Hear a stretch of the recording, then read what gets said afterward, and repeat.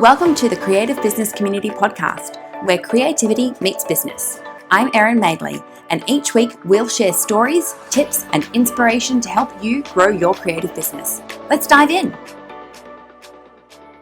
Okay. Hi, everyone. Welcome to the Creative Business Community Podcast. I am your host, Erin, and this week I'm once again joined by the amazing Emilie Otto from House of Hobby and Emilie Otto Creative.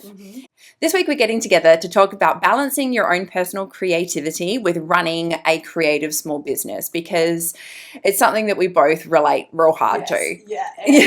Erin sent me a message, hey, do you want to do a podcast? I'm like, yes, you're the perfect person to talk about this. Yeah. Yeah. So this time we're not talking about either of our businesses. No. We're talking about more of that personal side of things. Yeah. So for those who haven't maybe come across Emilie before, we'll do a little intro again. So Em, tell us a little bit about yourself. Yeah, so hi, my name's Emilie. I am the owner of a business called House of Hobby, and also do my own kind of watercolour art and illustrations on the side. Yes, amazing. So one of the things that I think we come across quite a lot with not only our own personal business journey, but also with the people we work with, is that, you have this creative thing that you're super invested in and you absolutely love it. And at some point in time, somebody's like, you should turn that into a business. Yes. And then the dynamic shifts and changes. And all of a sudden, what used to give you that energy and joy outlets doesn't anymore. No, and the way that you approach it is different. The way you think about it is different. You're not necessarily making what you're particularly interested in. You're making what the customer wants. Yes. So I think you mentioned previously this was specifically something that you came across with your graphic design work, right? Yeah. So for me, that's exactly kind of how my business journey really started, and I kind of touched on it before, but it was like, oh, you're really good at this, do this. All right, I'm like, sweet, I've got that skill, we'll turn that into a business. That feels easy. Especially, when people are complimenting you on stuff, like, yes, perfect, this is going to be my $1 million moment, whatever. But then it's kind of like, as you just said, it shifts then into something commercial, and you have to do all the non-fun things with the fun thing, and it can suck the joy. Yeah. They suck the joy, the fun, the experimentation, the playfulness out of your craft. Yeah, really. Very much. I think that playfulness is, and it's something that we need. Yeah, as creative people. Yeah. You can't not create fun. I remember I could very much notice if it's been 2 weeks since I've done something creative, doesn't matter what it was, something creative, I became less pleasant to be around. Yes. I'm the same. My whole outlook on the day will be totally different if I don't have my 15 minutes of creativity in the morning. Yeah. I'll be grumpy. Yeah. I'll be unhappy. So you structure it into your day then, do you? Yes, yeah. So I get up. I'm one of those annoying early risers. Oh, you're a morning person. Yes. 5:30, I try to get out of gross. Bed. Yeah, sometimes 6 a.m.'s a lay-in. But I'm in bed by 8:30. Yeah. Yeah, I need to be, that's fair. That's fair. You've got to get your sleep in somewhere. Yes, yeah. So I'll get up and that's what I'll do first thing in the morning. Read this amazing book called Craft for the Soul. Craft for the Soul is such a good book, but it was start your day doing something that you love. So a couple of years ago, I just tried that. I'm like, sweet, I'll just try, I would doom scroll on Instagram and TikTok sometimes in the morning. We'll just pop that down and then you finally have half an hour. Yeah. To do something. I think that's a really bad habit we've all fallen into, is that the morning doom scroll. The morning doom scroll, it's don't even put your phone of easy reach in the morning. Yeah. That was a big change. So do that in the morning, and it's easy to fit it in. Yeah. Amazing. So one of the things that I've always found really interesting is for a lot of creative people, we've been creative our whole lives. So what did that look like for you as a child? How did your creativity show up in childhood? Yeah, I think just drawing. Drawing's always been my thing. So I just always loved drawing, and I was always doing little bits and pieces like that. So now it's just kind of merged into other things. Yeah. So with personal creative time, so you've obviously talked about you have a little bit of time every morning. Obviously, running a creative small business, the time for creativity kind of shifts and personal creative time starts to shrink as the business expanded. So how did you personally notice that for yourself? Yeah, so this is how it all, like, so I didn't used to be one of those people that was like, I need a creative outlet. I was like, yeah, I'm just going all in on this. This is my creative outlet, even though it was a business, and I became burnt out. And then I lost my love of, doing creativity, which is really hard. And you feel so flat when you're like, you don't have that fun outlet. And I didn't know that was, what was making me so down and just flat, and just like you lose that part of yourself. So then when I stopped doing my illustration, stopped doing illustration for clients and commercially, and just took it back for me, that's when I found the love in it again. So I'm a very big, advocate in, if I love, if I turn something commercial, I need to find something else to fill that creative, joyful gap. So I've got, and I mentioned in the last episode, I have 4 or 5 hobbies that I switch in and out of depending on what else is happening, like in House of Hobby business, if I'm doing commissions for people, so that way I always have something else. Something to lean on, and just something to break it up and make it fun. What about you? I also have multiple hobbies. My main hobby is my ceramics, which I talk about a lot because I love it. It's just I'm so obsessed. But then I have a lot of other things as well. So I knit. I been doing some jewelry making. I have a latch hook rug project on the go. I do some sewing things. So I am that person who flits between hobbies, but then also even within my ceramics I play with different ideas and play with different things. There's so many things, but it is very much that it cannot become a job. It cannot become a business, because I've had a lot of people who are like, oh, you should start selling things, because I have a lot of stuff now.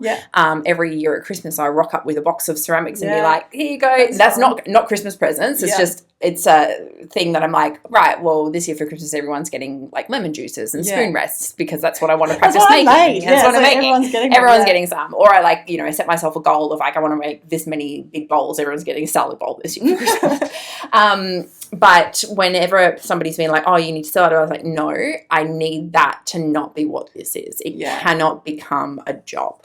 Because it has to remain that creative outlet for myself. And I think it's definitely something that's more modern, like, oh, you have to have a side hustle. It's like, oh, I'll do my craft. Like, I had this conversation with my pop, who has been a woodworker forever, and he'll hand turn the most amazing chess sets. And he just has heaps at his house. And he was at he was selling them at the men's shed markets, and this like beautiful, beautiful handmade chess set, and he was selling it. He sold it for like $20 to someone. And I was like, Pop, like, you could sell these for so much money. He's like, Emily, no, I do it for the love of it, and that's it. You don't make money off the things you love. I was like, oh, all right, straight up. Whereas I very much feel like our generation has been taught that that whole message of, oh, if you do what you love, you never work a day in your life. And so many of us go into our work for passion reasons, and then that passion slowly gets smothered by the reality of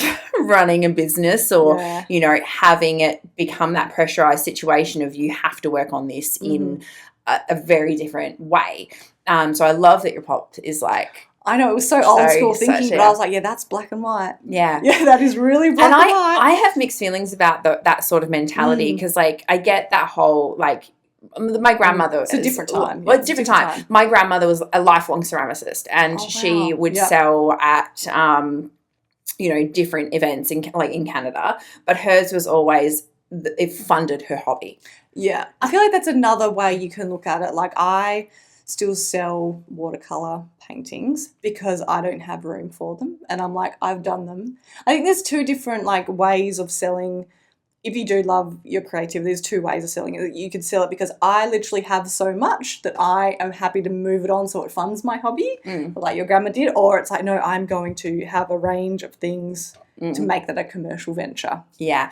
I think for me personally, because obviously I then come from a background of running markets and seeing people selling at events, I have real mixed feelings about having those two different people at the same event. Okay. Mostly because the person who is selling just to fund their hobby prices their work very differently to a person who's trying to actually run it as a business. So my whole thing is like, yeah, absolutely, there is nothing wrong with that, but pick and choose where you choose to sell your work, because if you're not pricing it to account for the time and effort and cost of materials and all of that sort of thing, then it is undercutting the way that people are trying to make a living from the same craft. And that's something that, like, when I sold work for the first time at the ceramic market that I was doing, I didn't price anything until I was there, and I did a quick double check of what everyone else was pricing things for, because I was like, I don't want to undervalue everybody's work, but also because of the way that I approach my work,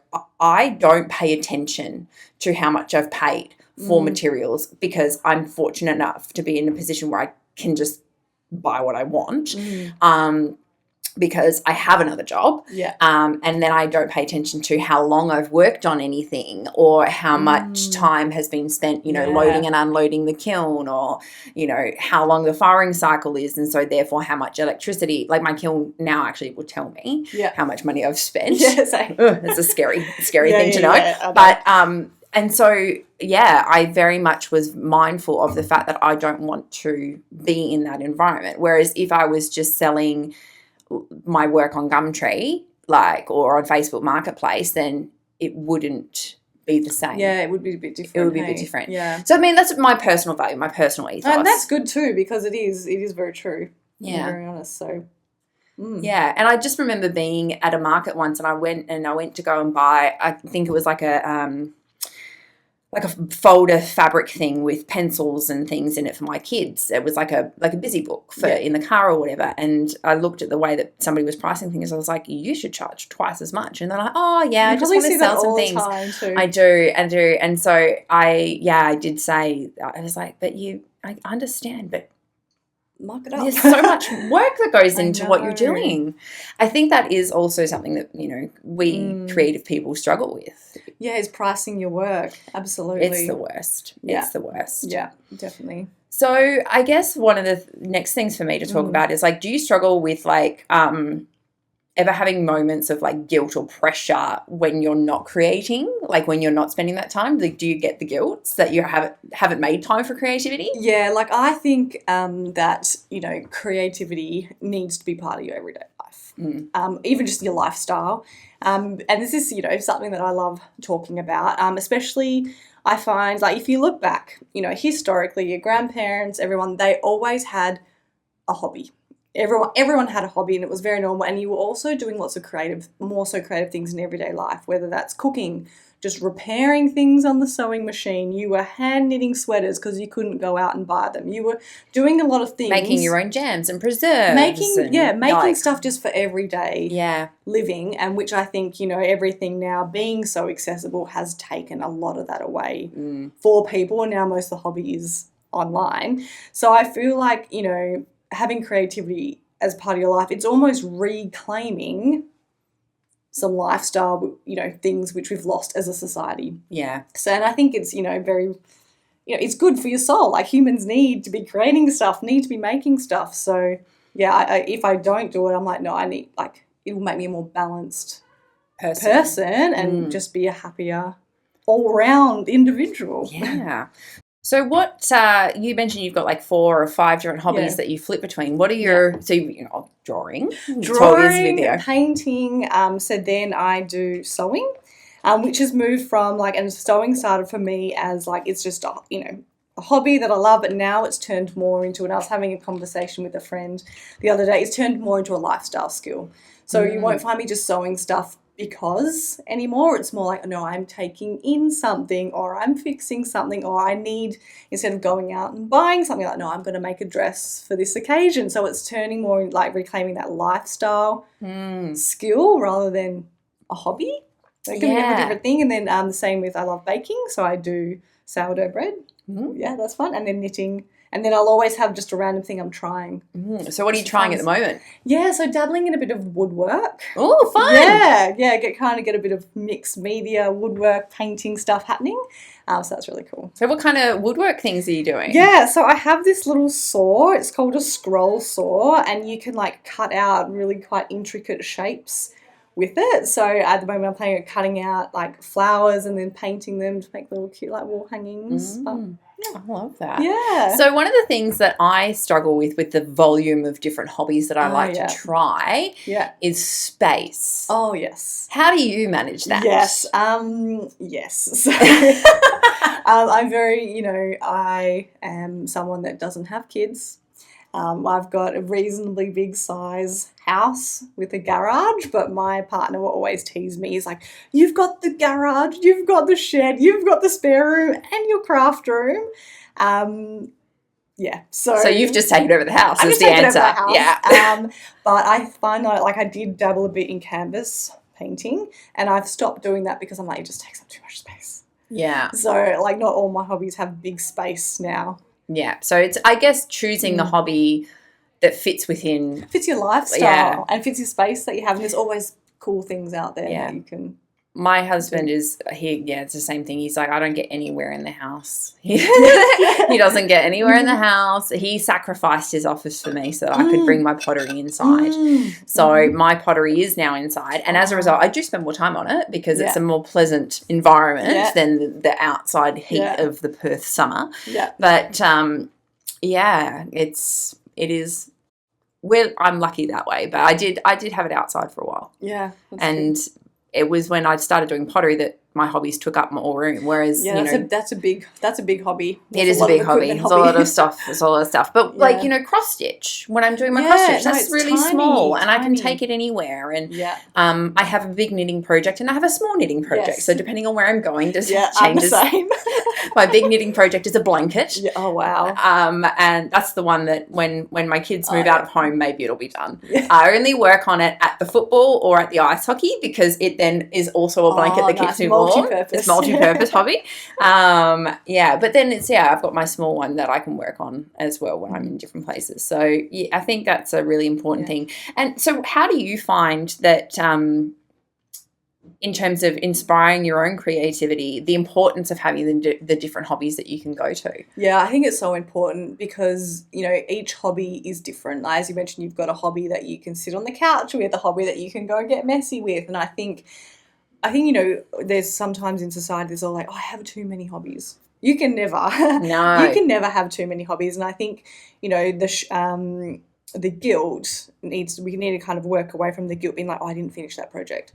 It doesn't matter. That's fine. You had fun with it to begin with. And also the guilt, I have too many hobbies. I need to focus on this one thing. Do you though? No. You don't really need to. So I think, you've got to have getting those away pulls. from the mindset of you have to complete something. Yeah. Yeah. Huge.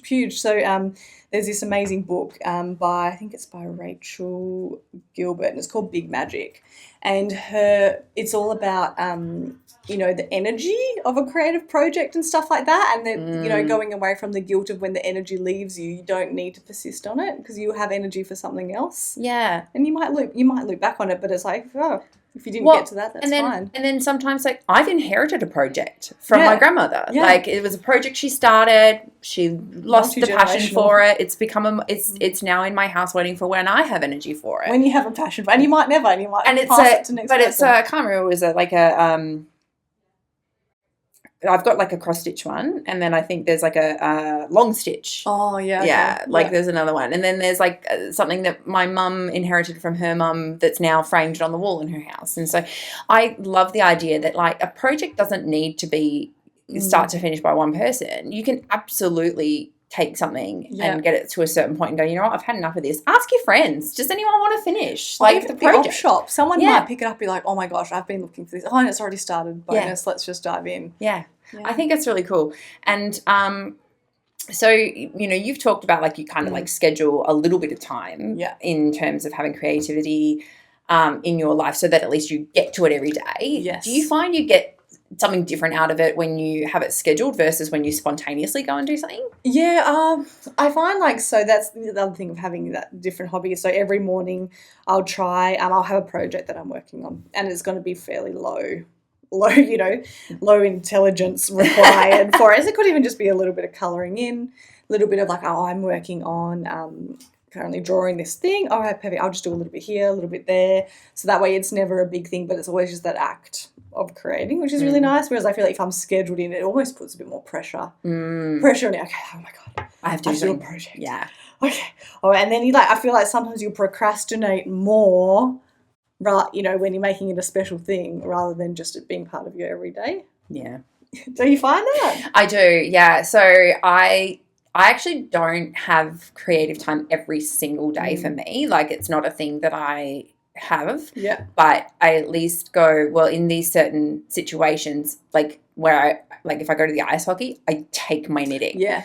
Because I'm like, right, I've at least done that a little bit. And it's something that the reason the blanket project is like the ice hockey project is because it's just a knit stitch. So I don't have to look at it as I'm doing it. Yes. Whereas when I'm working on my smaller project, which is a scarf, I am following a pattern, and I do actually have to pay attention, which means I can't be looking at something else. So I can do it when I'm in the car, or I can do it like as I'm like I can listening to something, like I can do that.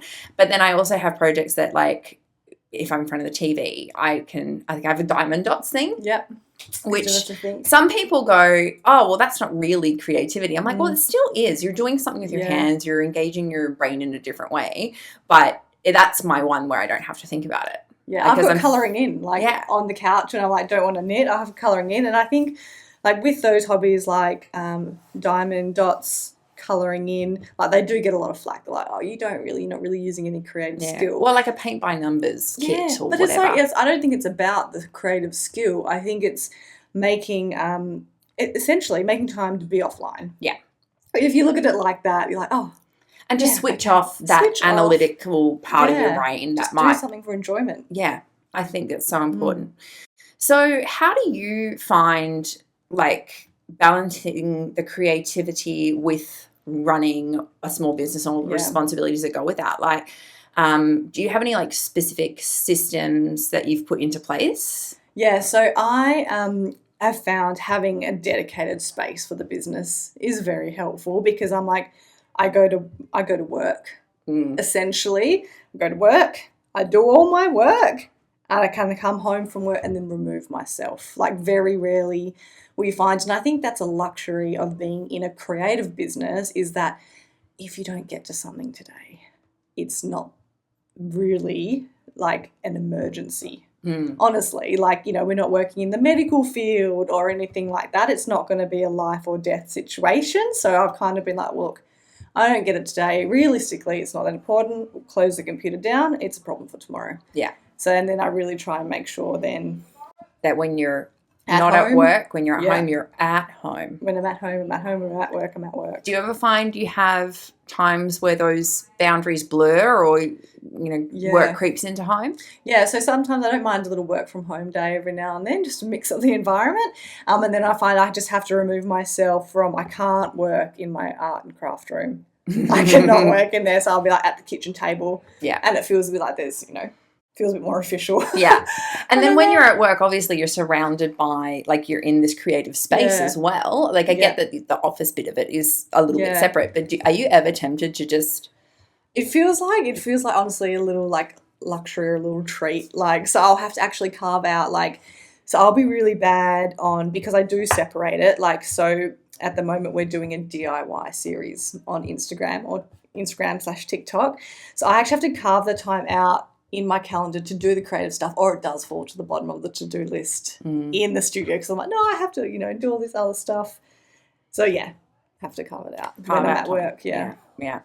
So do you find as a creative person that you have a hard time balancing those kind of like more logical, analytical, left brain tasks of like admin and finance and staff management with those right brain creativity side of things that you do within the business, such as like coming up with the new ideas for the workshops or, fun videos or like the DIY series that you're doing?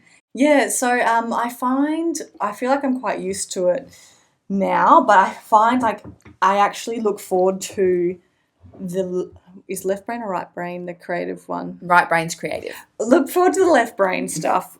If I've especially if I've woken up in the morning, I've done something creative, or I've had a day off on the weekend, God forbid, and I'll do something creative on the weekend, I find I need that left brain activity during the week just for balance. Yeah. Because if you go too much of anything, no matter how good it is never a good thing. Yeah. So it's about the balance. It's about the balance. And then I know, like, if I am craving, like, so if I'm at work and I'm like, oh my God, I'm so exhausted, I'm just so over this, then I'm like, well, okay, well, maybe you need to go and spend some more time doing those things that you love, or just, going on a hike even, like, hobbies and things for enjoyment don't have to be creative necessarily.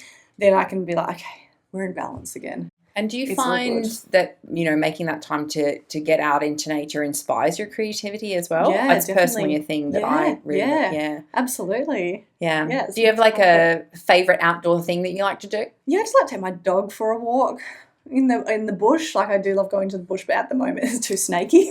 Yeah. So I'm having to have a little bit of a break from until the snakes. Until it's less snaky. Yeah, amazing. And something that I'm really curious about, what's the first thing within your business that you delegated to somebody else so that you could free yourself up for the more creative things in your life? Yeah, I kind of identified the key things that I needed done. So that was the marketing. I think that was the marketing, the first thing that I delegated out, then closely followed by the finances, because that is very dull. Are you like me and that I literally was just on the phone to my accountant the other day and I was like, I'm a smart person and I have to do finance stuff. And I was talking to the accountant and I was like, I feel so dumb when I have to talk about finances. Yeah. Not because I'm not capable. It's just it's boring. It's so boring. I know, it's just not my passion. My brother's an accountant and I'm like, why? Why would you want to do that for a job? I know, a lot of my good friends are accountants and I'm just like, oh, you've made that choice and I will I respect your way. I respect that that's the choice you made, but I couldn't. I still do a lot of our financial related stuff in terms of I mean, you probably do as well, your financial planning, your costing and your projections. And I don't mind it if I've got time for it. And I think that's the thing, sometimes a task is, you'll still enjoy it, but you just don't have the time to do it properly. And sometimes that's if I don't have the time to do it well, do it properly, I should really just outsource it to someone that can. Yeah, that is fair. Mm-hmm. So in terms of, obviously running a creative workshop business, you help to inspire others with their own creativity. So is that something that you actively think about, or do you feel like it's something that organically happens?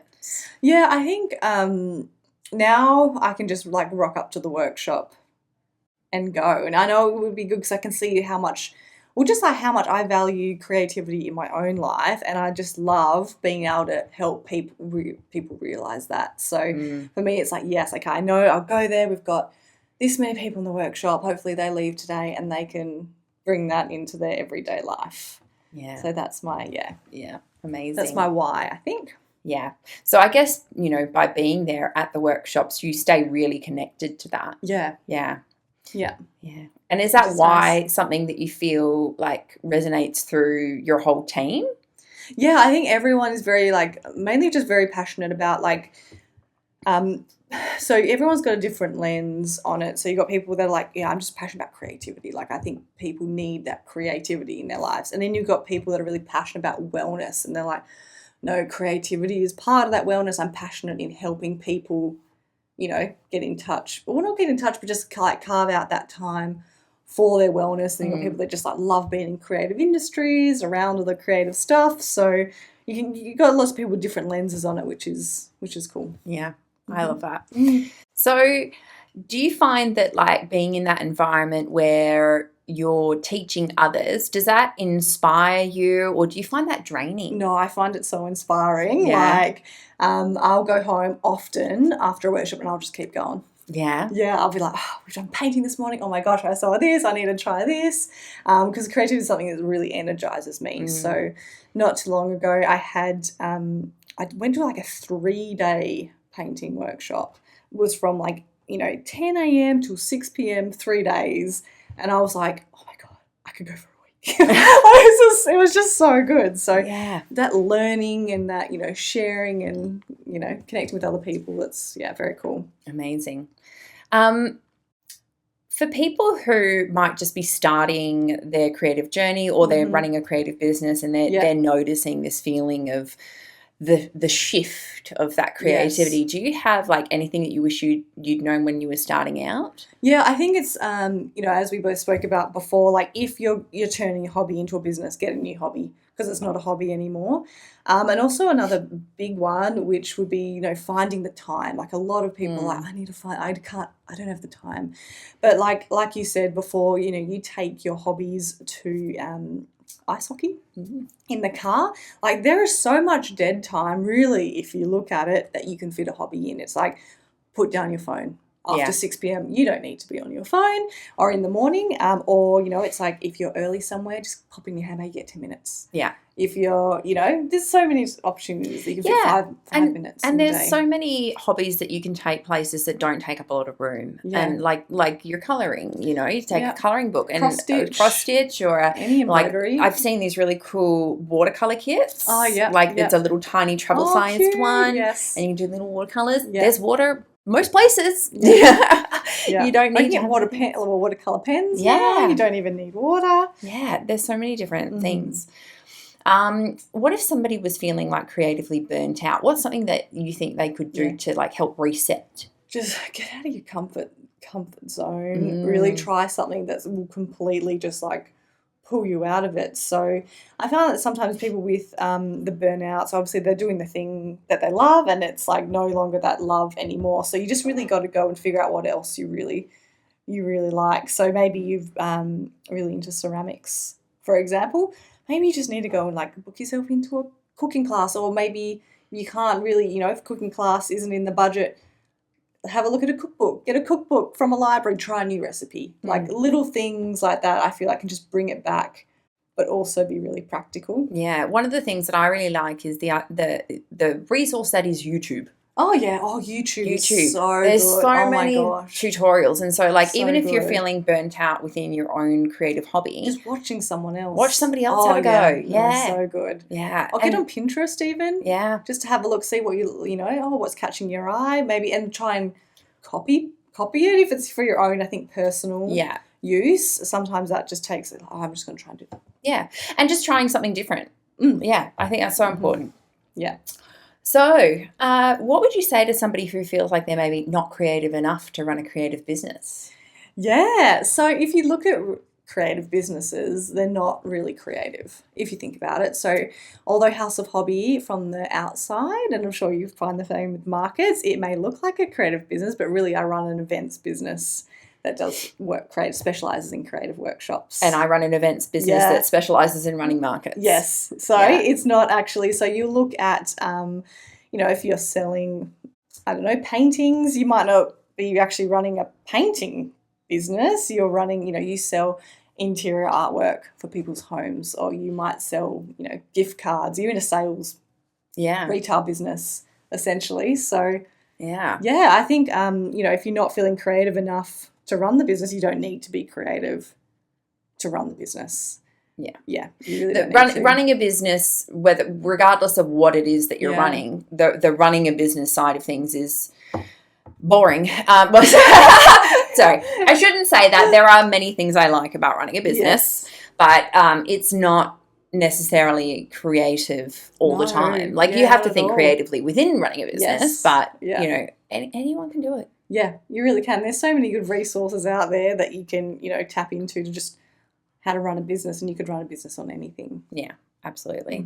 So that brings us really nicely to the end of our episode. I've had such a great time chatting. Yeah, that was a good convo. Yeah. I forgot to have that. But it's time now for our creative business spotlight, where we give a shout out to a creative business that somebody should get across. Yeah, so another one of our amazing suppliers at House of Hobby is, they're called Kalamunda Art Glass, and I get all of my stained glass from there. Amazing. And they've got amazing 2 dogs in there, which I love. Going in and Dogs in around glass. It seems like an oxymoron. Or they're behind like the office, and then you've got all your glass. But there's like the older, like as a black lab, she'll just sit in an office chair, just like behind a desk. It's so funny, but I love it. And yeah. So Calamander Art Glass. So if you are somebody who's wanting to try a glass related, stained glass, or your stained glass. Coloured glass and cutters and bits and pieces. And if you're not sure where to start, go to one of the House of Hobby stained glass workshops, and then you can take yourself up to Calamander Art Glass. I'm happy to chat about supplies anytime. And we'll include all those links in the show notes. So thanks again for chatting with me, Emily. If people want to find you online, where can they do that? So House of Hobby is House of Hobby AU, and if you want to just follow along on my random arty things, it's at Emilie Otto Art. Amazing. Well, that brings us to the end. Thanks so much for chatting with me, and we'll catch everyone on the podcast next time. Bye. Bye. Thanks for joining us this week on the Creative Business Community Podcast.